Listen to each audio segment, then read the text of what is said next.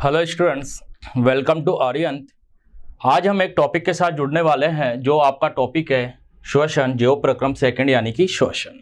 इसके बारे में आज हम लोग चर्चा करेंगे। देखते हैं, यानी कि अगर बात करें कि वह क्रिया जिसमें कोशिका में कार्बनिक यौगिकों का ऑक्सीकरण होता है श्वसन कहलाती है। यानी कि वह क्रिया जिसमें कार्बनिक यौगिकों का क्या होता है, कार्बनिक यौगिकों का ऑक्सीकरण होता है, क्या कहलाती है? श्वसन कहलाती है। यानी कि कार्बनिक यौगिकों का अकार्बनिक यौगिकों में बदल जाना क्या कहलाता है? श्वसन कहलाता है। इसमें कुछ ऊर्जा उत्पन्न भी होती है और यह ऊर्जा हमें किस रूप में प्राप्त होती है? एटीपी के रूप में प्राप्त होती है। जैसे कि अगर हम बात करें C6H12O6, इसका अगर हम ऑक्सीकरण करेंगे तो हमें यह लगभग 6 CO2 के अणु और 6 जल के अणु प्राप्त होंगे और कुछ मात्रा में हमें ऊर्जा प्राप्त होगी और यह ऊर्जा हमें एटीपी के रूप में प्राप्त होती है। तो ग्लूकोज यह कौन सा पदार्थ हो गया? कार्बनिक यौगिक हो गया। ये कौन से यौगिक हो गए? अकार्बनिक। यानी कि कार्बनिक यौगिकों का अकार्बनिक यौगिकों में बदल जाना क्या कहलाता है? आपके श्वसन कहलाता है। यह इसमें दे रखा है। और जो ये ऊर्जा मुक्त होती है ये किस रूप में संचित होती है? एटीपी के रूप में संचित होती है। अतः श्वसन को हम निम्न प्रकार से परिभाषित भी कर सकते हैं कि जीवित कोशिकाओं में होने वाली उन सभी एंजाइमी अभिक्रियाओं को कहते हैं। यानी कि श्वसन जीवित कोशिकाओं में होने वाली उन सभी एंजाइमी अभिक्रिया को कहते हैं जिनमें ऑक्सीजन की उपस्थिति में या अनुपस्थिति में कार्बनिक पदार्थों का क्या होता है? ऑक्सीकरण होता है। यानी कि कार्बनिक पदार्थों का ऑक्सीकरण होता है, चाहे ऑक्सीजन की उपस्थिति हो या उसकी अनुपस्थिति हो, तो वह क्रिया क्या कहलाती है? श्वसन कहलाती है। जैसे भोज्य पदार्थ प्लस CO2 और भोज्य पदार्थ प्लस ऑक्सीजन, जिससे मिलकर क्या बना? CO2, जल और ऊर्जा। जैसे हमारी रिएक्शन थी भोज्य पदार्थ, ऑक्सीजन, CO2 प्लस जल और ऊर्जा, तो वही बात आ रही है। तो यह एंजाइम की उपस्थिति में यह जो क्रिया होती है यही क्या कहलाती है? श्वसन कहलाती है। आगे बात करते हैं जंतुओं मनुष्य में जो श्वसन के लिए विशेष अंग पाए जाते हैं। पादपों में श्वसन के लिए विशेष अंग हमारे पाए नहीं जाते हैं। इनमें रंध्रों के द्वारा ऑक्सीजन युक्त वायु प्रवेश करती है। किसके द्वारा करती है? पानी में रंध्र पाए जाते हैं जिसके द्वारा प्रवेश करती है। तो पहुंचकर और वह पादपों के सभी भागों में पहुंचकर भोजन का ऑक्सीकरण अर्थात कोशिकीय श्वसन में भाग लेती है। कोशिकीय श्वसन में ग्लूकोज के एक अणु से पायरुविक अम्ल के 2 अणु का निर्माण होता है। जो कोशिकीय श्वसन होता है उसमें एक अणु से ग्लूकोज के 2 पायरुविक अम्ल बनते हैं और यह चक्र कौन सा कहलाता है? ग्लाइकोलाइसिस चक्र। या यह प्रक्रिया कौन सी कहलाती है? ग्लाइकोलाइसिस कहलाती है। ग्लाइकोलाइसिस कोशिका द्रव्य में संपन्न होती है और पायरुविक अम्ल का ऑक्सीकरण से ऊर्जा, CO2 और जल प्राप्त होते हैं। आगे बात करें श्वसन के प्रकार। 2 प्रकार के वायवीय श्वसन, हमारा जो टॉपिक है श्वसन के प्रकार। अगर आप बात करें तो ऑक्सीजन की आवश्यकता के अनुसार 2 प्रकार के हैं, वायवीय श्वसन और अवायवीय श्वसन। हमारे सबसे पहले जो आता है वायवीय श्वसन या ऑक्सी श्वसन, क्योंकि 2 प्रकार के होते हैं, वायवीय श्वसन, अवायवीय श्वसन, ऑक्सी श्वसन या अनऑक्सी श्वसन। दोनों तरह के नाम दिए जा सकते हैं ऑक्सीजन की उपस्थिति के आधार पर। तो पहले बात करते हैं हम वायवीय श्वसन। तो ये ऑक्सीजन की उपस्थिति के आधार पर इसको ऑक्सी श्वसन भी कहते हैं, अर्थात ये किसकी उपस्थिति में होता है? ऑक्सीजन की उपस्थिति में होता है। और इसका पूर्णतः ऑक्सीकरण करके किसका? भोजन का। भोजन यानी ग्लूकोज का पूर्ण ऑक्सीकरण हो जाता है और वह किसमें? CO2 और जल में क्या हो जाता है? बदल जाता है और कुछ मात्रा में ऊर्जा मुक्त होती है। और यही प्रक्रिया कहाँ? कोशिका द्रव्य में होती है। क्योंकि जो होता है एक ग्लूकोज अणु के से कितने एटीपी मिलते हैं? हमें 38 एटीपी मिलते हैं और 6 CO2 के अणु बनते हैं। जैसे कि ग्लूकोज 6 CO2, वही समीकरण आ गई। एंजाइम का यूज किया, 6 CO2, 6 जल और हमें क्या मिलती है? इसमें ऊर्जा मिलती है, एनर्जी मिलती है। यानी कि कितनी? आपके 38 एटीपी के रूप में मिलती है। या किलो कैलोरी 673 किलो कैलोरी ऊर्जा हो गई। आगे बात करें दूसरा अवायवीय या अनॉक्सी श्वसन। ये ऑक्सीजन की क्या होता है? अनुपस्थिति में होता है। इस क्रिया को हम किण्वन भी कहते हैं, फर्मेंटेशन के नाम से भी जानते हैं। इस प्रकार के श्वसन में भोज्य पदार्थ केवल आंशिक रूप से क्या होते हैं? ऑक्सीकृत होते हैं, पूर्ण रूप से नहीं होते, आंशिक होते हैं। अतः भोज्य पदार्थों का 5% भाग ही ऊर्जा के रूप में क्या होता है? प्राप्त होता है। अतः निम्न समीकरण, जैसे कि इसमें देखा कि इस समीकरण में क्या होता है, जैसे हम बात करते हैं तो इस समीकरण में ग्लूकोज का ऑक्सीकरण हो रहा है, लेकिन यह कौन सा श्वसन कहलाता है? अनॉक्सी, जो ऑक्सीजन की क्या हो रहा है? अनुपस्थिति में हो रहा है। और इसमें किसका निर्माण हो रहा है? अल्कोहल का निर्माण हो रहा है और CO2 मुक्त हो रही है। और कितनी ऊर्जा? 27 किलो कैलोरी ऊर्जा मुक्त होती है। तो इस तरीके से ऑक्सीजन की अनुपस्थिति में होने वाला श्वसन कौन सा कहलाता है? अवायवीय श्वसन कहलाता है। ऑक्सी या अनॉक्सी या अवायवीय ऑक्सीकरण में पायरुविक अम्ल NADH2H से हाइड्रोजन आयन को वापस लेकर रेखीय पेशी कोशिकाओं अधिकांश परजीवी जंतुओं जैसे फीताकृमि आदि में लैक्टिक अम्ल में परिवर्तित हो जाती है। यानी कि जो जंतु है उसमें ये एथेनॉल, ये जो आपके बना है अल्कोहल, इसकी जगह किसका निर्माण होता है? लैक्टिक अम्ल का निर्माण होता है। और यह क्रिया भी कहाँ होती है? आपके कोशिका द्रव्य में चलती है। ईस्ट और जीवाणु में कोशिका द्रव्य के बाहर होने वाले अवायवीय ऑक्सीकरण को क्या नाम देते हैं? किण्वन कहते हैं। यानी कि ईस्ट और जीवाणु में जो कोशिका द्रव्य है उसमें होने वाले अवायवीय शोषण को हम क्या नाम देते हैं? किण्वन नाम देते हैं। ये निम्न प्रकार का होता है। अगर पहला आता है जो है अल्कोहलिक किण्वन, इसमें क्या होता है? इसमें जो पायरुविक अम्ल है, ये पायरुविक अम्ल से किसका निर्माण हो जाता है? यह पहले बनता है एसिटाल्डिहाइड। जैसे कि आपने देखा पायरुविक अम्ल से इथाइल अल्कोहल बनता है और CO2 बनता है, लेकिन दो रूप में बनता है। ये पहले क्या बनता है? एसिटाल्डिहाइड और CO2। फिर एसिटाल्डिहाइड जो है ये NAD2S से क्रिया करता है और अल्कोहल डिहाइड्रोजिनेज एंजाइम की उपस्थिति में क्रिया करके क्या बना लेता है? इथाइल अल्कोहल का निर्माण कर लेता है। तो पायरुविक अम्ल से लास्ट प्रोडक्ट क्या बन गया? आपके इथाइल अल्कोहल। तो यह किण्वन कौन सा कहलाता है? अल्कोहलिक किण्वन कहलाता है, जो अल्कोहल डिहाइड्रोजिनेज की उपस्थिति में होता है। दूसरा आता है लैक्टिक अम्ल किण्वन। ये दूध में उपस्थित होता है। जो लैक्टोज शर्करा होती है वह कुछ जीवाणु जैसे लैक्टिक एसिडी एसिडी लैक्टिसी द्वारा लैक्टिक अम्ल में बदल दिया जाता है। जो लैक्टिक एसिडी या तथा एसिडी लैक्टिसी द्वारा लैक्टिक अम्ल में बदल दिया जाता है किसे? लैक्टोज शर्करा को। तो इस अम्ल के कारण दूध कैसा हो जाता है? खट्टा हो जाता है। और यह प्रक्रिया क्या कहलाती है? लैक्टिक अम्ल किण्वन कहलाती है। जैसे कि हमने देखा सबसे पहले क्या होता है? लैक्टोज जल अपघटन होता है और किसका निर्माण हो जाता है? ग्लूकोज का निर्माण हो जाता है और ग्लैक्टोज बनते हैं। और इस जो आपके ग्लूकोज बना ये कोशिका द्रव्य में लास्ट किस में बदल जाता है?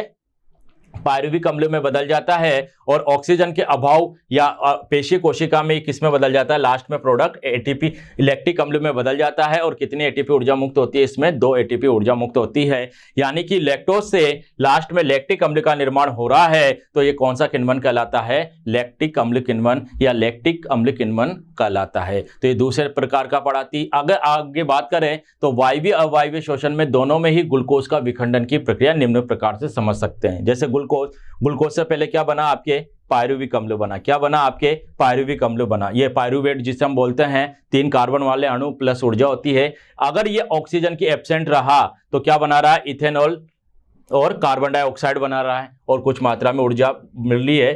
ठीक है। अगर ऑक्सीजन का अभाव रहा, कमी रही, ठीक है, यानी कि अगर बात कर सकते हैं यहां तो बिल्कुल एब्सेंट है, यहां उसका क्या है? अभाव है, यहां प्रेजेंट है, यानी कि कमी रही तो फिर वहां क्या बनता है? आपके लैक्टिक अम्ल बनता है और जो होती है ऊर्जा मुक्त होती है। लेकिन अगर प्रेजेंट है, ऑक्सीजन की उपस्थिति में ग्लूकोज का हुआ है ये पायरुवेट अम्ल से, तो यह क्रिया कहाँ होती है? माइटोकॉन्ड्रिया में होती है। क्योंकि ऑक्सीजन की उपस्थिति में ATP का संश्लेषण होता है और ऊर्जा कहाँ मिलती है हमें? माइटोकॉन्ड्रिया में। यह कोशिका अनुपस्थिति कहाँ होती है? क्रिया ईस्ट कोशिका में। तो माइटोकॉन्ड्रिया में ऑक्सीजन की उपस्थिति में यह किस में बदल जाता है? CO2 जल और ऊर्जा का निर्माण करता है, जैसा कि हमने वायवीय ऑक्सीकरण में पढ़ा। आगे बात करते हैं ऑक्सी अनॉक्सी शोषण में अंतर क्या क्या होता है। अगर बात करें तो सबसे पहले हम बात करते हैं ऑक्सीजन की उपस्थिति में। तो ये ऑक्सीजन की आवश्यकता होती है, यहाँ ऑक्सीजन की आवश्यकता नहीं होती। अंतिम उत्पाद जैसे कि हमने देखा वायवीय शोषण में CO2 जल और ऊर्जा बन रही थी, जबकि यहाँ एथिल अल्कोहल CO2 और ऊर्जा बनती है। यहाँ बात करें ग्लूकोज का ऑक्सीकरण पूर्ण रूप से हो रहा है, यहाँ कैसा होता है? आंशिक होता है, अपूर्ण होता है। यहाँ कितनी ऊर्जा मिलती है आपको? 38 ATP मिलती है। और यहाँ कितनी ATP ऊर्जा मिलती है? 2 ATP मिलती है। जैसे कि सभी स्वपोषी पादप तथा अधिकांश जंतुओं में यह ईस्ट अनेक जीवाणु तथा मनुष्य में अधिक कार्य करते समय पेशियों में होता है। तो इस तरीके से हम किसमें अंतर पढ़ते हैं? ऑक्सी और अनॉक्सी शोषण में अंतर पढ़ते हैं। आगे बात करते हैं कौन कौन सी अवस्थाएं पाई जाती है शोषण की अवस्थाएं। तो नेक्स्ट टॉपिक आता है शोषण की अवस्थाएं। तो शोषण की कितनी अवस्थाएं पढ़ते हैं हम लोग? 3 अवस्थाओं के बारे में बात करते हैं। सबसे पहले हम बात करते हैं बाह्य शोषण।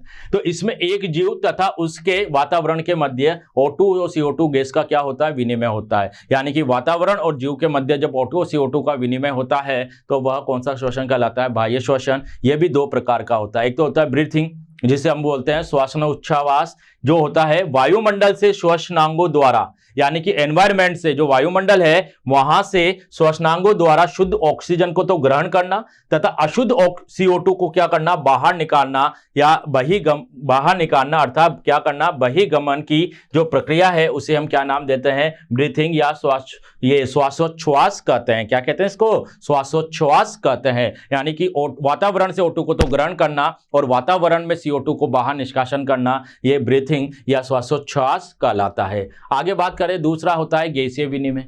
अब गैसीय विनिमय क्या होता है, मानव में श्वसन क्रिया में गैसीय विनिमय रुधिर के द्वारा होता है। किसके द्वारा होता है, रुधिर के द्वारा होता है। परंतु रुधिर स्वयं इन गैसों का परिवहन नहीं करता है। रुधिर के द्वारा तो होता है लेकिन वह स्वयं परिवहन इसका नहीं करता है, अपितु रुधिर में उपस्थित जो श्वसन रंजक होते हैं वही क्या करते हैं, रुधिर का परिवहन, गैसों का क्या करते हैं, परिवहन करते हैं। जैसे रुधिर में O2 और CO2 का विनिमय होता है, जबकि पादपों में गैसों का विनिमय बाह्य वातावरण से पत्ती में उपस्थित रंध्रों के द्वारा होता है, क्योंकि वहां पर कोई पर्टिकुलर अंग पाया नहीं जाता, वहां रंध्र उपस्थित होते हैं जिनके द्वारा यह होता है। आगे बात करें, ये बाह्य श्वसन देखा। अब दूसरे नंबर का आता है आपके आंतरिक श्वसन या ऊतक श्वसन। इसमें ऊतक तथा बाह्य कोशिकीय वातावरण के मध्य श्वसनीय गैसों का विनिमय होता है। इसमें ऊतक और जो बाह्य कोशिकीय वातावरण के मध्य जो श्वसनीय गैसों का क्या होता है, वो आदान प्रदान होता है, विनिमय होता है। कौन सा श्वसन कहलाता है, आंतरिक, यानी कि आंतरिक भागों में होने वाला श्वसन क्या कहलाता है, आंतरिक श्वसन कहलाता है। नेक्स्ट आता है कोशिकीय श्वसन। यह एक एंजाइम नियंत्रित चरणबद्ध और रासायनिक क्रिया है। कैसी है, एंजाइम नियंत्रित है, चरणबद्ध है और रासायनिक क्रिया है, जिसमें माइटोकॉन्ड्रिया के अंदर ग्लूकोज का ऑक्सीकरण होने से अधिक ऊर्जा ATP के रूप में प्राप्त होती है, यानी कि वायवीय ऑक्सीकरण हो गया, और जिसमें ऊर्जा उच्च ऊर्जा बंधनों में संचित रहती है। इस प्रकार श्वसन एक जैव रासायनिक ऑक्सीकरण क्रिया है। तो इस प्रकार हम कह सकते हैं ये माइटोकॉन्ड्रिया में हो रहा है, तो जो श्वसन है वह एक प्रकार से जैव रासायनिक ऑक्सीकरण क्रिया के रूप में जानी जाती है। आगे बात करें पादपों में श्वसन। पादपों में श्वसन कहाँ दिन रात होता रहता है। इसके अंतर्गत वे ऑक्सीजन ग्रहण करके CO2 को क्या करते हैं, मुक्त करते हैं। पादपों में प्राणी जो है, पादपों में प्राणियों की भांति गैसीय आदान प्रदान के लिए विशिष्ट अंग तो नहीं पाए जाते, जैसे हमने पहले पढ़ा है कि इसमें क्या पाए जाते हैं, पर्ण पर रंध्र पाए जाते हैं। अर्थात पादपों में श्वसन के लिए जड़, तना, पत्ती में, जैसे तने में तो वात रंध्र, पत्ती में रंध्र पाए जाते हैं। अब जड़ों के द्वारा गैसीय विनिमय कैसे होता है, तो गैसीय जड़ें कहाँ होती है, मिट्टी में होती है। तो मिट्टी में जो मिट्टी के कणों के बीच उपस्थित मूल रोमों में विसरण प्रक्रिया के द्वारा गैसों का क्या होता है, विनिमय, ताकि मिट्टी से खनिज पदार्थ, जल वगैरह ये पदार्थों को क्या कर सकती है, ग्रहण कर सकती है। अगर आगे बात करें, ऑक्सीजन मूल रोम से विसरित होते हुए मूल कोशिकाओं में पहुंच जाती है। एक ऑक्सीजन है, मूल रोम से विसरित होती है और मूल कोशिकाओं में पहुंच जाती है, और कार्बन डाइऑक्साइड गैस बाहर मृदा में निकल जाती है। तो CO2 तो बाहर निकल गई और ऑक्सीजन अंदर प्रवेश कर जाती है। और विसरण की दिशा में पर्यावरणीय अवस्थाओं तथा पौधों की आवश्यकता पर निर्भर करती है, कि पौधे को कितनी डिमांड है, कितनी आवश्यकता है, उस पर उसकी दिशा निर्भर करती है। नेक्स्ट बात करते हैं, तने पर वातरंध्र पाए जाते हैं। तो काष्ठीय पौधों में गैसीय विनिमय में तने पर उपस्थित छोटे छोटे छिद्रों के द्वारा होता है, जिन्हें हमने नाम क्या दे दिया, वातरंध्र दे दिया। जबकि शाकीय पौधों में तनों पर उपस्थित रंध्रों के द्वारा श्वसन की प्रक्रिया होती है। नेक्स्ट तीसरा आता है पत्तियों में गैसीय विनिमय। लीफ में क्या पाए जाते हैं, रंध्र पाए जाते हैं, स्टोमेटा कहते हैं जिसे। पत्तियों में श्वसन की क्रिया विसरण के द्वारा होती है। किसके द्वारा होती है बच्चों, विसरण के द्वारा होती है। यह क्रिया पत्तियों में उपस्थित रंध्रों के द्वारा होती है, जो स्टोमेटा पाए जाते हैं उनके द्वारा होती है। और रंध्रों के द्वारा कार्बन डाइऑक्साइड और ऑक्सीजन का क्या होता है, आदान प्रदान होता है। क्योंकि पादपों में कोई विशेष अंग नहीं पाए जाते, तो रंध्रों के द्वारा आदान प्रदान होता है। रंध्र पत्ती की अधिचर्म पर उपस्थित वायवीय छिद्र होते हैं। ये कैसे छिद्र होते हैं, वायवीय छिद्र होते हैं। तो प्रत्येक रंध्र एक छोटा छिद्र होता है, जो चारों ओर से दो वृक्क के आकार की बाह्य त्वचीय कोशिकाओं से घिरा होता है, जिन्हें आगे जाके सहायक कोशिका भी कहते हैं हम लोग। और इन कोशिकाओं के द्वारा इन कोशिकाओं को द्वार कोशिकाएं या द्वार कोशिकाएं भी कहते हैं। सहायक कोशिका इस तरीके से स्ट्रक्चर होती है बच्चों इसकी, इस सेम के बीच ये इस तरीके से। तो ये वाला तो रंध्र वाला भाग हो गया, ये वाला भाग तो कौन सा हो गया, रंध्र हो गया। और ये जो होती है वृक्क आकार की 1 और 2, ये आपके क्या होती है, सहायक कोशिका या द्वार कोशिकाएं या रक्षक कोशिकाएं या गार्ड सेल कहलाती है। तो इसके कई सारे नाम हैं। तो इस तरीके से यह इन कोशिकाओं के द्वारा क्या होता है, कोशिकाओं को इन कोशिकाओं के द्वारा द्वार कोशिकाएं या रक्षक कोशिकाओं के नाम से भी जाना जाता है। और इसके बाहर देखो बच्चों, इसके बाहर की ओर भी ये सहायक कोशिकाएं पाई जाती है, ऐसे होती है ये।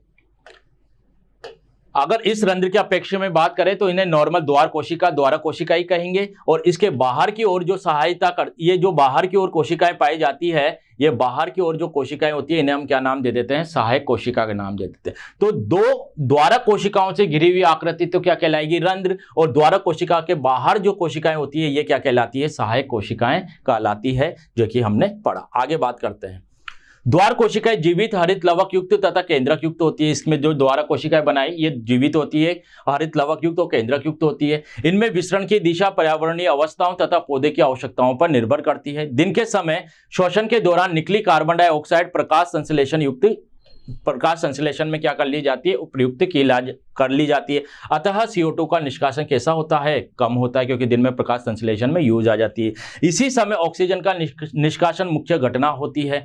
रात्रि में जब प्रकाश संश्लेषण क्रिया का अभाव होता है, तब दिन की तुलना में कार्बन डाइऑक्साइड का निष्कासन अधिक होता है, क्योंकि रात्रि में जो होता है वह क्या होता है? प्रकाश संश्लेषण नहीं होता, तो दिन की तुलना में क्या होता है? रात्रि में कार्बन डाइऑक्साइड गैस का निष्कासन अधिक होता है। यह हम इस चित्र के द्वारा पढ़ समझ सकते हैं। रात्रि में क्या होता है? प्रकाश संश्लेषण का अभाव हुआ तो CO2 की मात्रा में ज्यादा वृद्धि होगी, यानी निष्कासन ज्यादा हो गया। लेकिन दिन में श्वसन के दौरान CO2 का प्रकाश संश्लेषण में प्रयोग हो गया, इसलिए ऑक्सीजन का निष्कासन में क्या कर दिया जाता है? इसलिए जो CO2 है दिन के समय क्या होती है? कम मात्रा में होती है, और इस तरीके से O2 का क्या होता है? निष्कासन में प्रयोग होता है। आगे बात करें जंतुओं में श्वसन। जंतुओं में श्वसन किसके द्वारा होता है? त्वचा के द्वारा होता है। और कुछ जंतुओं में श्वसन के लिए विशेष अंग, जैसे कि हम बात करें फेफड़े, क्लोम आदि पाए जाते हैं। और जो विभिन्न जीवों में श्वसन में सहायक होते हैं, जीवों में जो श्वसन क्रिया है, ये ऑर्गन होते हैं जो सहायक होते हैं, श्वसन अंग कहलाते हैं। यह मिलकर श्वसन तंत्र का निर्माण करते हैं। जो ये होते हैं अंग, ये आपस में मिलकर श्वसन तंत्र बनाते हैं।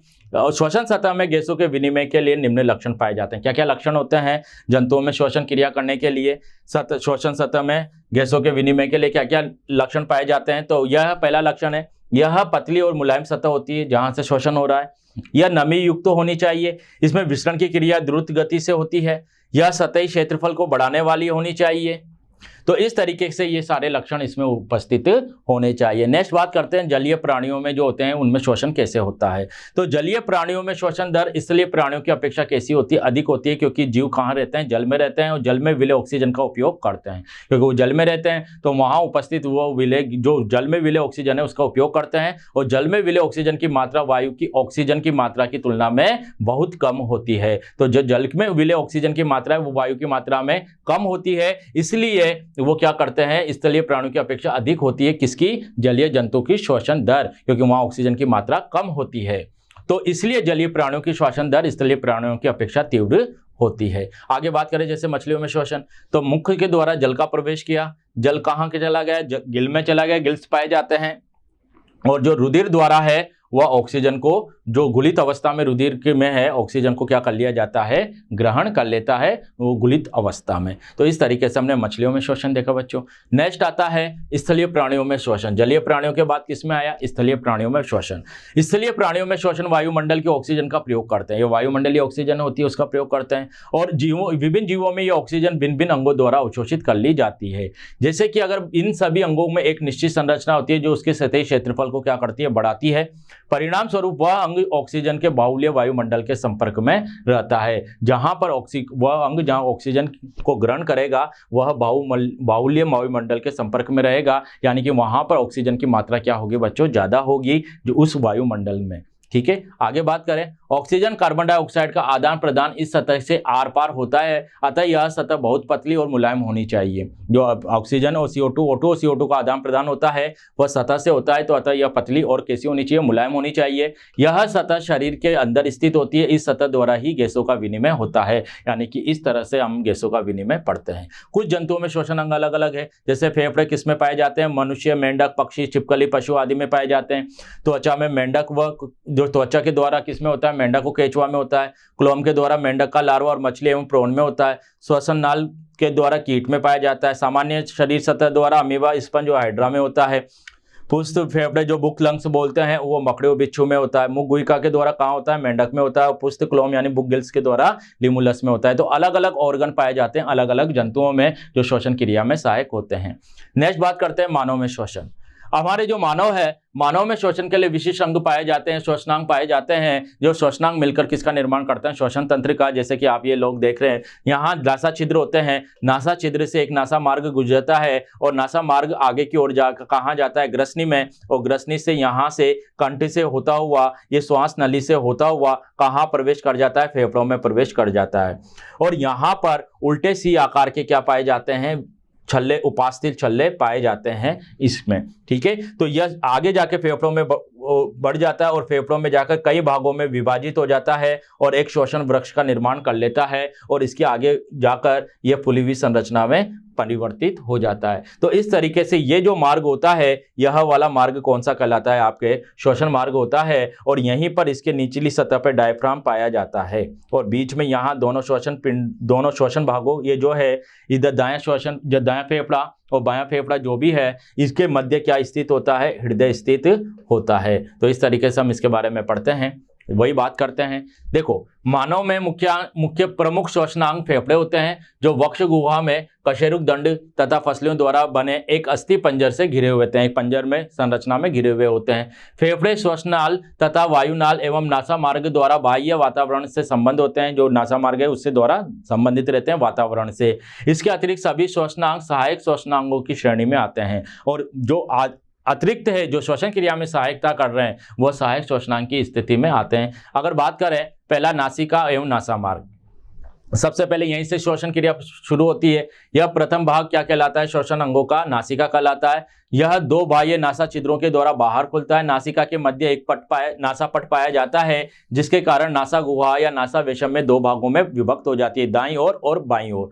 आगे बात करें, अंदर जाके जो है इसे आंतर नासा पट कहते हैं। क्या कहते हैं? दो भागों में जो पट जो है दाएं और बाएं दो भागों में विभक्त करता है, उसे हम आंतर नासा पट भी कहते हैं। और नासिका के प्रारंभ में छोटे छोटे बाल होते हैं, जो धूल आदि कणों से वायु के साथ अंदर जाने से, जो अवांछनीय पदार्थ है, धूल के कण है, मिट्टी के कण है, ये अंदर प्रवेश करने से वह रोम क्या करते हैं? उनको रोक लेते हैं, अवरुद्ध कर देते हैं। इस पट के कारण प्रत्येक नासा रंध्र अपनी ओर नासा मार्ग में खुलते हैं। प्रत्येक नासा छिद्र अपनी ओर के नासा मार्ग में खुलता है। नासा मार्ग की गुहा अर्थात नासा गुहा उपास्थि और अस्थियों के कारण अत्यंत टेढ़े मेढ़े एवं घुमावदार मार्ग के रूप में प्रतीत होती है और नासा गुहा के अंदर श्लेष्म कला या श्लेष्मक झिल्ली उपस्थित होती है, जो नासा मार्ग में को पतला, चिकना और तरल श्लेष्म में स्रावित करती है और इसी श्लेष्म झिल्ली में सूजन आने से जुकाम की अवस्था उत्पन्न हो जाती है। आगे बात करते हैं, श्लेष्म कला पर असंख्य बाल जैसे अत्यंत महीन रोमाभ होते हैं। ये श्लेष्म या कफ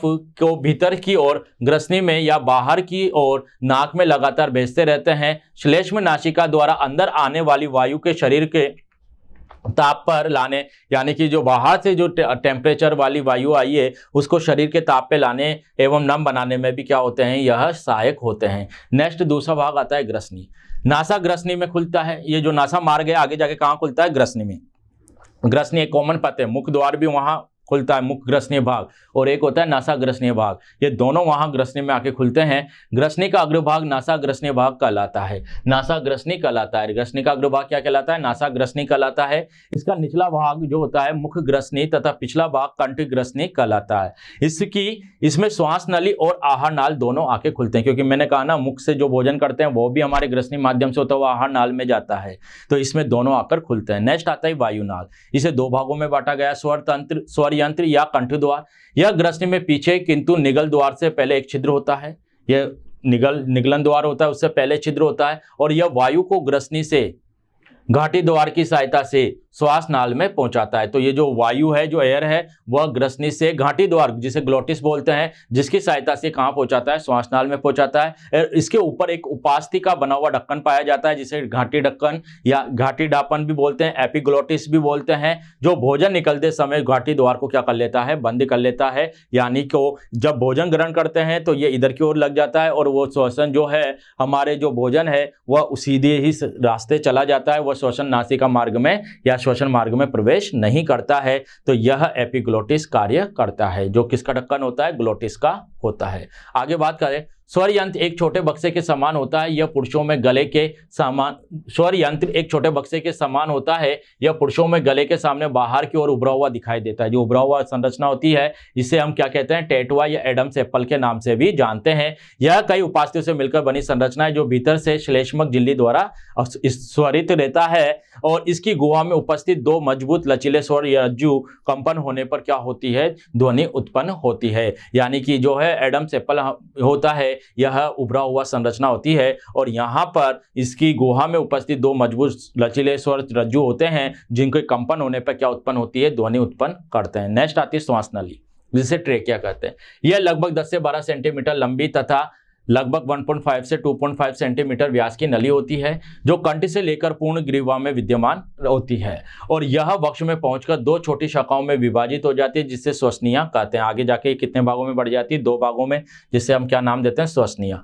श्वसनी अपनी ओर के फेफड़ों में प्रवेश करती है, दाईं और बाईं ओर दोनों ओर जाती है और पहुंचकर अनेक शाखाओं तथा उपशाखाओं में विभाजित होकर अत्यंत वायु कोष्ठकों या वायु कोशों में प्रवेश कर समाप्त हो जाती है। यह जो है श्वसनी जो आगे शाखाओं में बढ़ती है और आगे विभाजित होकर वायु कोष्ठों में प्रवेश कर, वायु कोष्ठ भी बोल सकते हैं, वायु कोश भी बोल सकते हैं, इनमें प्रवेश कर क्या हो जाती है, समाप्त हो जाती है। श्वास नली में सी आकृति की हाइलिन उपास्थि के अधूरे छल्ले होते हैं जो वायु न होने पर इसकी दीवारों को पिचकने से रोकते हैं। तो श्वास नली में उल्टे सी आकार के क्या पाए जाते हैं, छल्ले पाए जाते हैं जो श्वास नली को पिचकने से क्या करते हैं, रोकते हैं, जिसके फलस्वरूप वायु की अनुपस्थिति में यह नली को पिचकने से बच जाती है। ये छल्ले वायु कोश में अनुपस्थित होते हैं। ये जो छल्ले हैं वायु कोश में नहीं पाए जाते हैं। नेक्स्ट ऑर्गन आता है फेफड़े, जो मुख्य अंग है, यह प्रमुख श्वसन अंग है। ये संख्या में 2 हल्के गुलाबी रंग के कोमल एवं लचीले अंग होते हैं जो वक्ष गुहा में हृदय को घेरे हुए उपस्थित होते हैं। प्रत्येक फेफड़े के चारों ओर पतली या दोहरी झिल्ली चढ़ी होती है जिसे हम क्या कहते हैं, फुफ्फुसीय आवरण कहते हैं और फेफड़े जिस गुहा में पाए जाते हैं उसे फुफ्फुसीय गुहा के नाम से भी जाना जाता है। यानी कि फेफड़ों के अंदर उपस्थित जो आवरण होता है वह क्या कहलाता है, फुफ्फुसीय आवरण, और उसके अंदर उपस्थित गुहा क्या कहलाती है, फुफ्फुसीय गुहा कहलाती है। उसमें एक तरल पदार्थ भरा होता है जिसे हम क्या नाम देते हैं, फुफ्फुसीय गुहा में, उसे फुफ्फुसीय तरल कहते हैं जो फेफड़ों की क्या करता है, सुरक्षा करता है। यह तरल फुफ्फुसीय आवरण को नम तथा चिकना भी बनाता है जिसके कारण फुफ्फुसीय आवरण में घर्षण नहीं हो पाता है। दोनों फुफ्फुसीय गुहाओं के मध्य सक्रिय स्थान के स्थान पर, जो दोनों और फुफ्फुसीय गुहा के मध्य के एक सक्रिय स्थान में श्वास नाल, श्वसनिया, ग्रास नली, हृदय आदि अंग उपस्थित होते हैं और इन स्थान, जो यह स्थान है इसको हम क्या नाम देते हैं, मध्य अवकाश कहते हैं। इस स्थान को हम क्या नाम देते हैं, मध्य अवकाश कहते हैं। जैसे कि ये देखो, ये कंठ है, ये श्वास नली है, ये बायां फेफड़ा हो गया, ये दायां फेफड़ा हो गया, है ना। तो ये आगे जाके 2 भागों में बढ़ गए और ये जाकर अनेक भागों में विभाजित हो जाती है। ठीक है, तो इस तरीके से कई शाखाएं बनाती है। इसमें जो होते हैं दाएं फेफड़ों का मध्य पिंड है, ये निम्न पिंड है और ये उच्च पिंड है। तो ये 3 भागों में, पिंडों में विभक्त होता है। कौन सा फेफड़ा, दायां फेफड़ा जो है ये बायां फेफड़ा होता है, यह 2 पिंडों में, निम्न पिंड और उच्च पिंड 2 पिंडों में विभक्त होता है। तो इस तरीके से हमारी स्ट्रक्चर किसकी होती है, फेफड़ों की स्ट्रक्चर होती है। यहाँ डायफ्राम पाया जाता है जो दोनों के नीचे स्थित होता है। आगे बात करें, दाहिना फेफड़ा बाएं फेफड़े से कुछ बड़ा होता है। जो दाईं ओर है वो बाएं फेफड़े से कुछ बड़ा होता है, पर बड़ा तथा चौड़ा, परंतु लंबाई में कैसा होता है, छोटा होता है। जो दायां फेफड़ा है वो बाएं फेफड़ों के अपेक्षा बाएं फेफड़ों से बड़ा भी होता है, चौड़ा भी होता है, परंतु लंबाई में कैसा होता है, छोटा होता है। फेफड़े तंतुपट या डायफ्राम के उभरे हिस्से पर चिपके रहते हैं। जैसे कि हमने बताया ये उभरा हुआ हिस्सा है, यह वाला भाग कौन सा कहलाता है, आपके डायफ्राम कहलाता है। और फेफड़ों के आधार तथा शंक्वाकार छोर का शीर्ष कहते हैं, जिसे क्या कहते हैं, फेफड़ों का आधार भी कह सकते हैं या शंक्वाकार छोर का शीर्ष या एपेक्स कहते हैं। फेफड़े में जाने वाली प्राथमिक श्वसनी में के प्रवेश स्थान को नाभिका या हिलस कहते हैं। जब प्राथमिक श्वसनी का जब प्रवेश होता है तो वो पर्टिकुलर स्थान क्या कहलाता है, आपके नाभिका कहलाता है। यह खांचों के द्वारा 3 पिंडों में बटा रहता है, जबकि बायां फेफड़ा कितने पिंडों में, 2 पिंडों में बटा होता है। तो दायां फेफड़ा 3 में और बायां फेफड़ा 2 पिंडों में विभक्त होता है। इंटरनल स्ट्रक्चर देखें तो बाह्य सतह चिकनी और सपाट होती है, परंतु आंतरिक संरचना में मधुमक्खी के छत्ते के भांति वायु कोष्ठ पाए जाते हैं जिसे एल्वोलाई भी कहते हैं, और जो कि गैसीय विनिमय से संबंध मुख्य संरचना। यहीं पर क्या होता है, गैसों का विनिमय होता है और प्रत्येक वायु कोष्ठ एक श्वसनी से निम्न प्रकार से संबंधित होता है। प्रत्येक श्वसनी श्वास नली के दो भागों में बंटने से बनती है। श्वास नली जब दो भागों में बढ़ जाती है तो श्वसनी बनती है और वह अनेक शाखाओं और उपशाखाओं में बंटकर अत्यंत महीन उपशाखाएं होती है, उन्हें क्या कहते हैं हम, उपकूपिका नलिका कहलाती है। तो पहले दो भागों में बढ़ती है, फिर ये दो भाग जाकर अनेक उपशाखाओं शाखाओं में विभाजित हो जाती है और ये बारीक बारीक जो संरचना बनती है ये क्या कहलाती है, कूपिका नलिकाएं कहलाती है। इन नलिकाओं के सिरे फूलकर किसका निर्माण करते हैं, कूपिकाओं का निर्माण करते हैं, जो अंगूर के गुच्छे के समान दिखाई देते हैं और इन्हें क्या नाम देते हैं, वायु कोश लगे होते हैं। इनके गुच्छे के समान क्या लगे होते हैं, कूपिकाओं पर, अंगूर के गुच्छे के समान क्या लगे होते हैं, वायु कोश लगे होते हैं और प्रत्येक वायु कोश शल की उपकला की चपटी पतली कोशिकाओं से बनता है। तो इस तरीके से इन पे गुच्छे के समान वायु कोश लगे रहते हैं और यहीं पे गैसों का विनिमय होता है। इनकी कम मोटाई सरलता से गैसीय विनिमय में विशेष योगदान देती है। जैसे कि देखा, ये आपके देखा स्वरतंत्र कंठ है, यहाँ से श्वास नली आई, ये उपास्थल छल्ले पाए गैसीय आकार के और ये दो भागों में बढ़ गई तो ये प्राथमिक श्वसनी होगी, ये आगे जाके दो भागों में बढ़ गई तो ये द्वितीयक श्वसनी होगी और कई उपशाखाओं में यह बढ़ जाती है और इसके अंतिम भाग अंगूर के गुच्छे के समान होते हैं जिसे हम कूपिकाएं कहते हैं। अगर बात करें एक स्वस्थ वयस्क मानव के प्रत्येक फेफड़े में वायु कोष्ठों की संख्या तो लगभग 15 करोड़ और नवजात शिशु में लगभग कितनी मानी गई है, 2 करोड़ मानी गई है। वायु कोष्ठों की आंतरिक संरचना बात करें तो वायु कोष्ठों या वायु कोष्ठों की बाह्य सतह पर रुधिर केशिकाओं का जाल फैला रहता है जो फुफ्फुसीय धमनी के अत्यधिक शाखान्वित होने से बनता है। तो वायु कोष्ठों की बाह्य सतह होती है, उस पर किसका जाल फैला होता है, रुधिर केशिकाओं का, जो फुफ्फुसीय धमनी के अत्यधिक शाखा में बंटने से होता है। इन केशिकाओं में शरीर से ऑक्सीजन रहित रुधिर आता है तथा CO2 की मात्रा अधिक होती है। जो ये केशिकाएं होती है इसमें ऑक्सीजन रहित होता है, अशुद्ध रक्त बोल सकते हैं, जिसमें CO2 की मात्रा क्या होती है, अधिक होती है और वायु कोष्ठों से CO2 बाहर विसरित हो जाती है तथा O2 रुधिर केशिकाओं से रुधिर में विसरित हो जाता है। यानी कि जो है वायु कोष्ठों में तो कौन भर जाता है, आपके CO2 भर जाएगा और वहां से रुधिर केशिकाओं से क्या होता है, रुधिर में जो ये ऑक्सीजन है यह रुधिर केशिकाओं से कहां चला जाएगा, रुधिर में चला जाएगा। तो रुधिर में तो कौन मिल गया आपको, ऑक्सीजन प्राप्त हो जाती है और वायु कोष्ठों की ऑक्सीजन युक्त रुधिर केशिकाएं, जो वायु कोष्ठिकों में जो ऑक्सीजन युक्त रुधिर केशिकाएं हैं आपस में मिल जाएगी तो वह किसका निर्माण कर लेगी, रुधिर वाहिनियां। तो जो वायु कोष्ठों में ऑक्सीजन युक्त रुधिर केशिकाएं हैं यह आपस में मिलकर किसका निर्माण करती है, रुधिर वाहिनियों का निर्माण करती है और यह अपेक्षाकृत कैसी हो जाती है, मोटी होती है। कैसी होती है, मोटी होती है तथा फुफ्फुसीय शिरा में जाकर खुल जाती है। जो फेफड़ों की शिराएं होती है वहां जाकर खुल जाती है और कब, जो वायु कोष्ठों की ऑक्सीजन युक्त जो रुधिर केशिकाएं होती है, क्योंकि आपस में मिलेगी तो रुधिर वाहिनी का निर्माण करेगी और आगे जाकर फुफ्फुसीय शिरा में खुल जाएगी और ये कैसी होती है, ऑक्सीजन युक्त होती है। नेक्स्ट बात करते हैं मानव में श्वसन की क्रियाविधि। मानव की श्वसन की क्रियाविधि बात करें तो मानव में श्वसन सबसे पहले देखें हैं बाह्य श्वसन क्या होता है। तो सभी कशेरुक प्राणी जैसे कि रीढ़ की हड्डी पाई जिसमें कोडेटा होते हैं उनमें क्या होता है, बाह्य श्वसनांग जैसे कि मेंढक में त्वचा के, मछली में गलफेड़े और मनुष्य में फेफड़ों के द्वारा आदि पाए जाते हैं। आगे बात करें बाह्य श्वसन के अध्ययन की सुगमता के लिए निम्नलिखित 2 पदों में विभक्त किया जाता है। वही है ब्रीथिंग, जिसे श्वासोच्छ्वास कहते हैं। वायुमंडल से श्वसन अंगों द्वारा शुद्ध वायु को ग्रहण करने तथा अशुद्ध वायु को बाहर निकालने की क्रिया को श्वासोच्छ्वास कहते हैं, यानी कि ब्रीथिंग कहते हैं। यानी कि O2 को ग्रहण करने और CO2 को बाहर निकालने की यह क्रिया होती है। अगर बात करें श्वसन और श्वासोच्छ्वास में अंतर देखते हैं तो क्या होता है ये देखते हैं, यह एक अपचय प्रक्रिया है और जिसमें ग्लूकोज का ऑक्सीकरण होता है जिससे CO2 और ऊर्जा मुक्त होती है। जबकि इसमें क्या होता है, यह एक भौतिक क्रिया है जिसमें ऑक्सीजन को क्या किया जाता है, ग्रहण किया जाता है और CO2 को छोड़ा जाता है। यह क्रिया कोशिका के अंदर होती है और यह क्रिया कोशिका के बाहर होती है। इस क्रिया में एंजाइम की आवश्यकता होती है, इस क्रिया में एंजाइम की आवश्यकता नहीं होती है। तो इस तरीके से और नेक्स्ट अंतर आता है, इस क्रिया में ऊर्जा उत्पन्न होती है जबकि इसमें ऊर्जा किसी भी प्रकार की मिलती नहीं है, उत्पन्न भी नहीं होती। बाह्य श्वसन अंगों की आवश्यकता हो भी सकती है और नहीं भी हो सकती है श्वसन क्रिया में, जबकि इसमें आवश्यकता कंपलसरी है, होना जरूरी है। तो इस तरीके से हम इसके बारे में अंतर देखते हैं। नेक्स्ट देखते हैं फेफड़ों में गैसीय विनिमय होता कैसे है। अगर हम बात करें फेफड़ों में गैसीय विनिमय की तो फेफड़ों में गैसीय विनिमय सामान्यतः किसके द्वारा होता है, विसरण द्वारा होता है। क्योंकि एल्वोलाई जो है वायु कोश में उपस्थित वायु से ऑक्सीजन कहाँ, रुधिर केशिकाओं में, वायु कोश से ऑक्सीजन कहां गई, रुधिर केशिकाओं में, और रुधिर केशिकाओं से कार्बन डाइऑक्साइड वायु कोशों में विकसित हो जाती है, आदान प्रदान हो जाता है। ठीक है, तो एल्वोलाइस में उपस्थित वायु से जो वायु कोश में उपस्थित वायु से ऑक्सीजन कहाँ चली गई, रुधिर केशिकाओं में चली गई, और रुधिर केशिकाओं से CO2 जो है वह कहाँ आ गए, वायु कोश में आ जाती है। नेक्स्ट बात करते हैं ऑक्सीजन परिवहन। फेफड़ों में ऑक्सीजन के विनिमय के दौरान विसरित ऑक्सीजन रुधिर में उपस्थित शोषण वर्णक जो हमारे हीमोग्लोबिन होता है उससे अभिक्रिया करके ऑक्सी हीमोग्लोबिन का निर्माण कर लेती है, उत्पाद का निर्माण करती है, और इसका संपूर्ण शरीर में परिवहन होता है। हीमोग्लोबिन की बात करें तो एक जटिल प्रोटीन है जिसका निर्माण लोह युक्त वर्णक हीम तथा ग्लोबिन प्रोटीन से होता है। सभी कशेरुकी प्राणियों में यह लाल रुधिकाओं RBC में पाया जाता है। केंचुए तथा अकशेरुक प्राणियों में यह रुधिर जो होता है प्लाज्मा में, रुधिर प्लाज्मा में घुलित अवस्था में होता है। हीमोग्लोबिन ऑक्सीजन से क्रिया करके एक अस्थायी यौगिक बनाता है जिसे ऑक्सी हीमोग्लोबिन कहते हैं।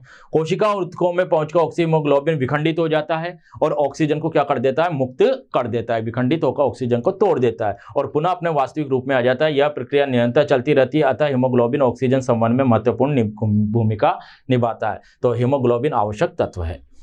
वर्णक है सॉरी। तो ऊतक स्तर व गैसीय विनिमय के बारे में बात करते हैं। ऊतक स्तर पर फेफड़ों की तरह ही परंतु स्वभाव में विपरीत गैसीय विनिमय होता है। ऊतक स्तर पर भी होता है लेकिन स्वभाव में कैसा होता है, विपरीत गैसीय विनिमय होता है। अर्थात रुधिर से CO2 ऊतकों में मुक्त होती है तथा CO2 ऊतकों से रुधिर में विसरित होकर आती है। यानी कि जो रुधिर से O2 है वो ऊतकों में मुक्त हो जाती है और CO2 ऊतकों से रुधिर में विसरित होकर आती है। तो इस तरीके से ऊतकों में गैसीय विनिमय होता है। अब बात करते हैं कार्बन डाइऑक्साइड गैस का परिवहन। तो यह जो होता है जैव रासायनिक ऑक्सीकरण के फलस्वरूप उत्पादित CO2 निम्न रूपों में फेफड़ों तक पहुंचती है। पहले पहुंचती है कार्बनिक अम्ल के रूप में। लगभग ये कितना होता है, 5 से 7% CO2 रुधिर प्लाज्मा में घुलकर कार्बनिक अम्ल में बनाती है और कार्बनिक अम्ल का बनना निम्न अभिक्रिया के द्वारा समझा जा सकता है। जैसे ये जल है, ये CO2 है, यह कार्बनिक एनहाइड्रेज एंजाइम की उपस्थिति में क्या बना लेगा, कार्बनिक अम्ल का निर्माण कर लेता है। नेक्स्ट आता है कार्बोक्सी हीमोग्लोबिन के रूप में। लगभग ये कितना होता है, 10 से 23% होता है। CO2 हीमोग्लोबिन से क्रिया करके क्या बना लेता है, कार्बोक्सी हीमोग्लोबिन बना लेती है, क्योंकि वहां ऑक्सीजन से जुड़ा, यहाँ CO2 से जुड़ गया। कार्बोक्सी हीमोग्लोबिन भी ऑक्सी हीमोग्लोबिन की तरह अस्थायी यौगिक है जो फेफड़ों में पहुंचकर विखंडित होकर CO2 मुक्त कर देती है, बिल्कुल उसी की तरह। तीसरा रूप होता है बाइकार्बोनेट के रूप में। यह बाइकार्बोनेट के रूप में 70 से 85% जो CO2 होती है वह सोडियम पोटेशियम बाइकार्बोनेट के रूप में रुधिर द्वारा परिवहित होती है। यानी कि लगभग 70 से 75% CO2 सोडियम व पोटेशियम बाइकार्बोनेट के रूप में रुधिर द्वारा परिवहित होती है। यह बाइकार्बोनेट कार्बनिक अम्ल के रुधिर में उपस्थित सोडियम और पोटेशियम लवणों के साथ अभिक्रिया के उपरांत बनते हैं। ये जो बाइकार्बोनेट है यह रुधिर में उपस्थित क्या होता है, जो सोडियम और पोटेशियम लवण है यह क्या करते हैं, कार्बनिक अम्ल से क्रिया करते हैं। कौन, सोडियम और पोटेशियम लवण, और किसका निर्माण करते हैं, बाइकार्बोनेट का निर्माण करते हैं। और इस तरीके से जो बाइकार्बोनेट बनता है वो कौन सा लवण होता है, ऋणात्मक लवण होता है। या ऊतक स्तर पर इनका बनना, फिर ऊतक स्तर से फेफड़ों तक पहुंचना और फेफड़ों स्तर से इनका विखंडित होकर एक विशेष प्रक्रिया की सहायता से संभव हो पाता है, जिसे हम कौन सी अभिक्रिया कहते हैं या कौन सी प्रक्रिया कहते हैं, क्लोराइड शिफ्ट प्रक्रिया के नाम से जानते हैं। उपरोक्त से ऊपर जो क्रिया पढ़ी है आपने, इससे क्या स्पष्ट होता है कि मानव के शरीर में CO2 का परिवहन मुख्यतः बाइकार्बोनेट आयन के द्वारा होता है, क्योंकि लगभग 70 से 85% हो रहा है। अतः इन आयनों को CO2 का वाहक भी कहते हैं। इन आयनों को क्या कहते हैं, CO2 का वाहक कहते हैं। सामर्थ्य क्षमता कितनी होती है फेफड़ों की, तो ये हम इस टॉपिक पे आते हैं, फेफड़ों की सामर्थ्य क्षमता, यानी कि फेफड़ों की सामर्थ्य के बारे में बात करेंगे। पहले हम बात करेंगे अवरीय या प्रवाही आयतन, जिसे हम टीवी से प्रदर्शित करते हैं। ठीक है, यह श्वसन के दौरान एक बार ली जाने वाली और एक बार छोड़ी जाने वाली जो आयतन होता है वो कौन सा कहलाता है, अवरीय या प्रवाही आयतन कहलाता है। इसका लगभग कितना मान होता है, 500 ml होती है। दूसरा होता है उच्च श्वसन आरक्षित आयतन, जिसे हम किससे डिनोट करते हैं, ERV से लिखते हैं। उच्च श्वसन के बाद क्या होता है, जब उच्च श्वसन क्रिया होती है उसके बाद फेफड़ों में कुछ वायु शेष रह जाती है। जो शेष वायु रह जाती है उसे बलपूर्वक, उसमें से भी जो शेष वायु बची उसमें से भी बलपूर्वक वायु के जो बाहर निकाली जाती है, बलपूर्वक आपने जो बाहर निकाली उच्च श्वसन के बाद, उसके बाद जो उसके आयतन है उसी आयतन को हम क्या नाम देते हैं, उच्च श्वसन आरक्षित आयतन कहते हैं। अर्थात उच्च श्वसन क्रिया होने के बाद भी बलपूर्वक जो CO2 जो गैस वायु है बाहर निकाली जाती है वह उसको हम क्या नाम देते हैं, उच्च श्वसन आरक्षित आयतन कहते हैं, और इसका मान लगभग 1000 ml होता है। तीसरा आता है अंतः श्वसन आरक्षित आयतन। यह जो होता है एक सामान्य अंतः श्वसन के बाद बलपूर्वक फेफड़ों के द्वारा ली जाने वाली है। जब अंतः श्वसन के बाद बलपूर्वक अंदर ली जाती है तो इसी प्रकार से वायु के आयतन को क्या कहते हैं, निश्वसन आरक्षित आयतन कहते हैं, और इसका मान भी लगभग कितना होता है, 2500 से 3000 ml होता है। तो यह अंतः श्वसन आरक्षित आयतन कहलाता है। नेक्स्ट आती है अवशेषीय आयतन, इसे RV से लिखते हैं। पूरे प्रयास करने के बाद भी, वायु निकालने के बाद भी पूरी तरह से फेफड़ों में जो शेष वायु बच जाती है वही आयतन क्या कहलाता है? अवशेषी आयतन कहलाता है। और इसका मान लगभग कितना पाया जाता है? 1500 ml होता है। नेक्स्ट आता है अंतः शोषण क्षमता, जिसे IC से लिखते हैं। यानी कि अगर हम बात करें प्रवाह आयतन के अतिरिक्त, जो आपके यह प्रवाह आयतन है, ये टीबी वाला, इसके अतिरिक्त, यानी कि अगर हम बात करें प्रवाह आयतन के अतिरिक्त अभ्यास के दौरान फेफड़ों में अधिक से अधिक ली जा सकने वाली ली जाने वाली वायु की मात्रा को हम क्या नाम देते हैं? अंतः शोषण नाम देते हैं। यानी कि प्रवाह आयतन के अतिरिक्त अभ्यास के द्वारा फेफड़ों में अधिक से अधिक जो वायु ली जाती है, इसकी मात्रा हमारे क्या कहलाती है? अंतः शोषण क्षमता कहलाती है। जैसे TB और IRV, जैसे हमने बात की टीवी और IRV, यानी कि इसका टोटल मान कितना निकला? टीवी का मान तो 500 ml है और IRV कितना निकला है? आपके 3000 ml है। तो टोटल कितनी मात्रा होती है? अंतः शोषण क्षमता आपके निकलती है 3500 ml निकलती है। नेक्स्ट आती है कार्यात्मक अवशेष क्षमता। यह क्या होती है? यह अवशेषी आयतन यानी कि RV और उच्च शोषण आरक्षित आयतन यानी कि ERV, यानी कि RV और ERV, जैसे कि आप बात करें ये अवशेषी आयतन RV और ये वाला जो है आपके ERV, कहाँ गया? ये ERV, ये कितना है आपके? 1000 ml, ये कितना है आपके? 1500 ml। ये दोनों मिलकर आपके किसका निर्माण करती है? ये कार्यात्मक अवशेष क्षमता का निर्माण करती है, अर्थात 1500 प्लस 1000 ml, अर्थात जिसकी मात्रा कितनी होती है? 2500 ml पाई जाती है। नेक्स्ट आती है सजीव क्षमता। फेफड़ों में पूरे प्रयास के बाद अधिक से अधिक वायु भरने के उपरांत, अधिक से अधिक आपने फेफड़ों में पूरे प्रयास कर लिए और उसके बाद अधिक से अधिक वायु भरने के उपरांत जितनी वायु प्रयास से बाहर निकाली जा सकती है, यानी कि अगर कुल मिला के अगर हम बात करें कि फेफड़ों में पूरे प्रयास के बाद अधिक से अधिक वायु भरने के उपरांत जितनी वायु आप बाहर निकाल सकते हो, उसे हम क्या नाम देते हैं? सजीव क्षमता कहते हैं। मतलब मैक्सिमम भरने के पश्चात फेफड़ों में जितनी वायु आप बाहर निकाल सकते हो वह सजीव क्षमता कहलाती है। और ये टोटल होती है 4500 ml होती है, जो टीवी, IRV, ERV तीनों प्रकार से मिलकर बनती है।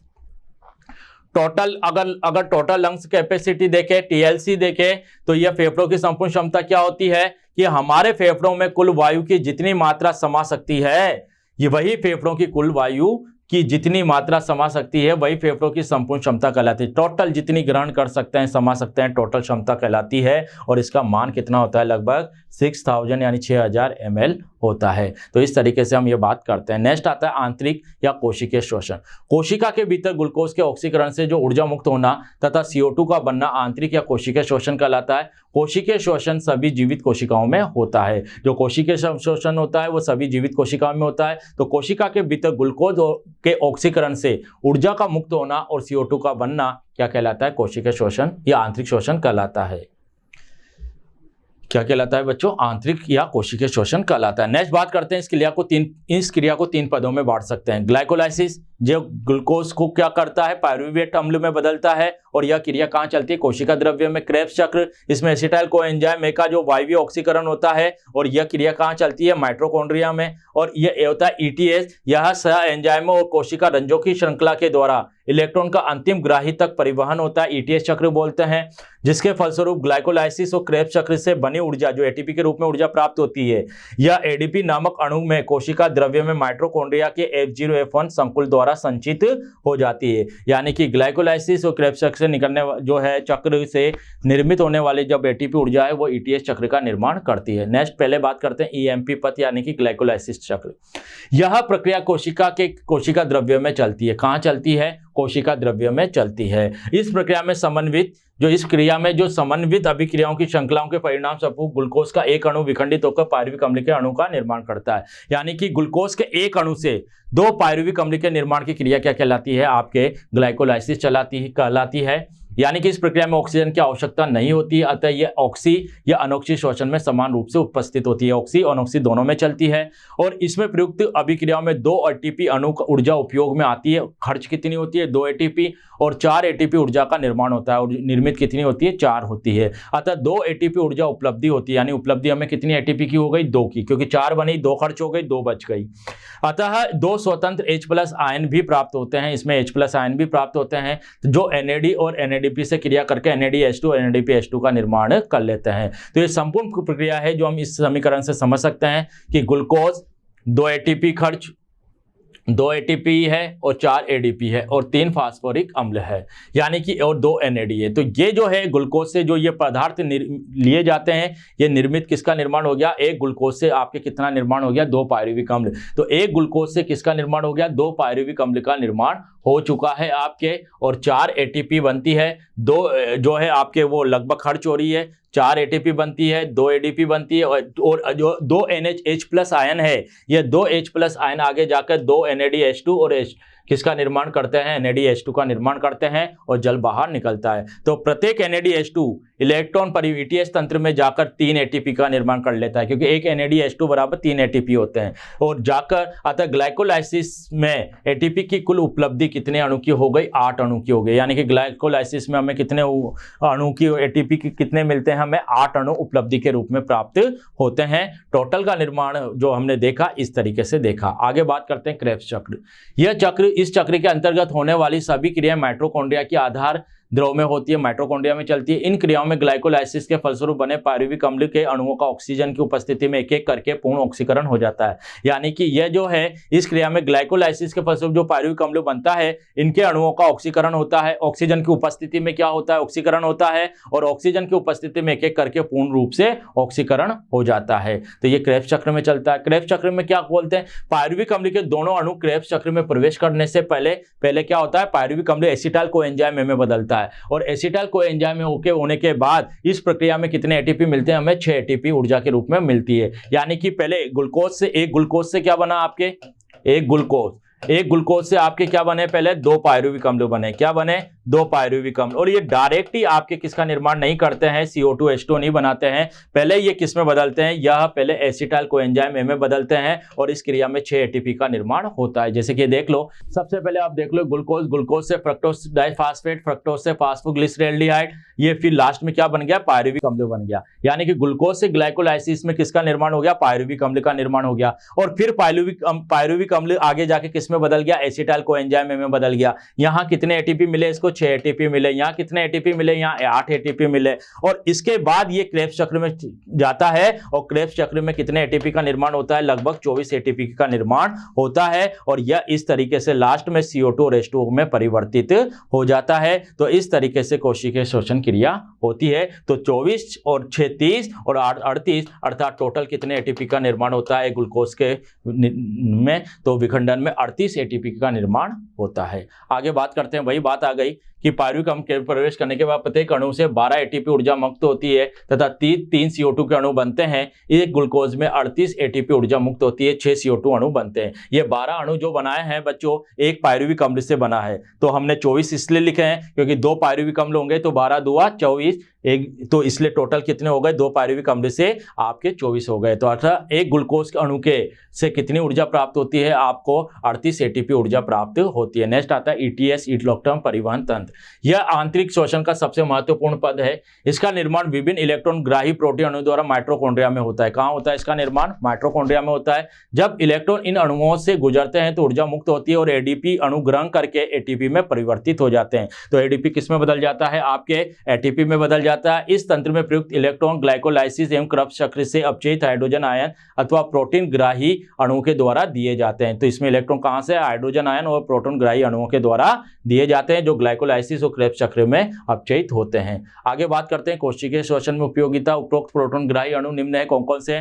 NAD, NADP और FAD, और FADH2 भी आगे होता है, लेकिन ये जैसे दे रखा है आपके FADH2 में बदल जाता है। तो ये आपके क्या है? प्रोटॉन ग्राही अणु होते हैं। ग्लाइकोलाइसिस और क्रेब्स चक्र में H+ आयन से अपचयन के पास NADH2 और FADH2 के रूप में इलेक्ट्रॉन परिवहन तंत्र में प्रवेश करते हैं। यानी कि NAD किस में बदल जाता है? NADH2 में, और FAD किस में बदल जाता है? FADH2 में बदल जाता है, क्योंकि H+ आयन अपचयित होकर आते हैं, और इस तंत्र में अपेक्षित इलेक्ट्रॉन देकर ऑक्सीकृत हो जाते हैं, तथा यह अपेक्षित इलेक्ट्रॉन देकर क्या हो जाते हैं? ऑक्सीकृत हो जाते हैं। इनके द्वारा इलेक्ट्रॉन मुक्त करने के फलस्वरूप इन तंत्र में एटीपी का उत्पादन भी होता है। इनमें से प्रत्येक NADH2 से 3 एटीपी, NADH2 से तो कितने बने? 3 एटीपी, और FADH2 से कितने एटीपी बनते हैं? 2 एटीपी का निर्माण होता है। अगर बात करें एटीपी की उत्पत्ति, तो एक अणु से, ग्लूकोज के एक अणु से कितने एटीपी का निर्माण हुआ? 38 एटीपी। ग्लाइकोलाइसिस की बात करें तो 10 का निर्माण होता है, 2 खर्च हो जाती है, तो टोटल कितने एटीपी बन गए? 8 एटीपी। एसिटाइल कोएंजाइम ए के निर्माण में कितने एटीपी आ गए हमारे? 6 एटीपी। और क्रेब्स चक्र में वही बात आ गई, कितने एटीपी आ गए? 24 एटीपी, अर्थात 38 एटीपी का निर्माण होता है। नेक्स्ट आता है श्वसन भागफल। आरक्यू कैसे निकालते हैं? तो किसी भी CO2 में उत्पादन की दर और ऑक्सीजन को ग्रहण करने की दर का जो अनुपात होता है वह क्या कहलाता है? श्वसन भागफल या आरक्यू कहलाता है। विभिन्न पदार्थों के लिए भिन्न होता है। कार्बोहाइड्रेट के लिए इसका मान कितना माना गया है? 1, प्रोटीन के लिए 1.4 और वसा के लिए 0.7 तथा किण्वन के लिए अनंत माना गया है। तो इस तरीके से हम इसके बारे में अध्ययन करते हैं।